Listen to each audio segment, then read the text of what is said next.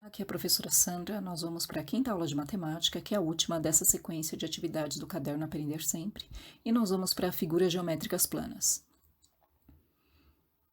Nós vamos começar vendo a principal diferença entre uma figura plana e uma figura espacial. Eu coloquei aqui essa figura que representa como se fossem os objetos em cima de uma superfície, como se fosse em cima de uma mesa. Aqui eu vejo 3 objetos, quando eu estou olhando frontalmente, e quando eu vou para a vista superior, como se eu estivesse olhando uma mesa de cima, eu consigo ver mais 2 objetos ali que antes eu não estava conseguindo ver. Vou só diminuir um pouquinho o tamanho. Bom, aí nós temos um círculo, um retângulo, uma esfera, um cubo e um cone. Quando a gente para pensar no círculo, por exemplo, nós observamos que o contorno do círculo, ou seja, todos os pontos, eles fazem parte do mesmo plano em que ele está apoiado, e o mesmo acontece com o retângulo. Todos os pontos que compõem o retângulo, eles fazem parte desse plano, da mesa. Por isso que a gente não estava conseguindo enxergar na visão frontal. Agora, mudando um pouquinho a visão para a gente observar as figuras espaciais, né, algumas delas que eu coloquei aqui, nós conseguimos observar que o cubo, por exemplo, ele tem comprimento, largura, tem altura, e tem vários pontos, então, que não fazem parte daquele plano que ele está apoiado.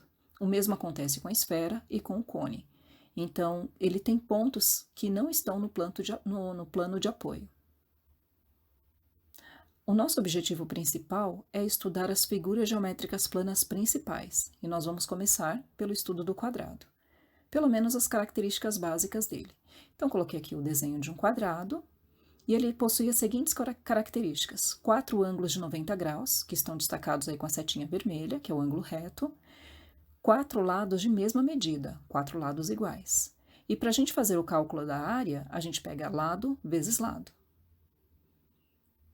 A próxima figura é o retângulo.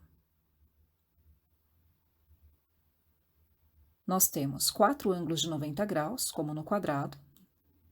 Nós temos lados opostos iguais. E a área base vezes altura. Trapézio. Eu coloquei aqui 3 tipos de trapézio: o retângulo, o isósceles e o escaleno. Os trapézios possuem um par de lados paralelos, que é o que está sendo destacado agora. Agora, nesse trapézio isósceles, percebam que os lados não paralelos possuem medidas iguais. A área, base maior mais base menor, vezes altura, dividido por 2. Paralelogramo. Como o próprio nome já diz, é composto por traços, por segmentos, por lados paralelos. Lados opostos e paralelos iguais, que é o que está sendo destacado agora.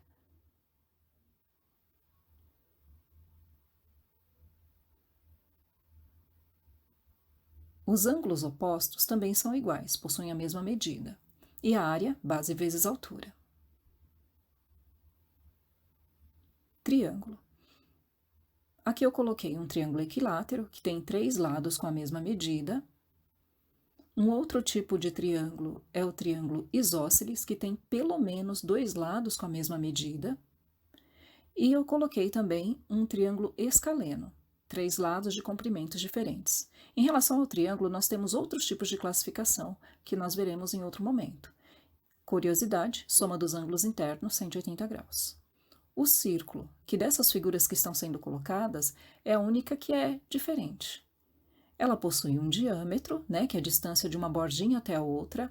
O raio seria a distância do centro até a borda da circunferência. A área, essa parte destacada em vermelho. E o comprimento da circunferência é o contorno.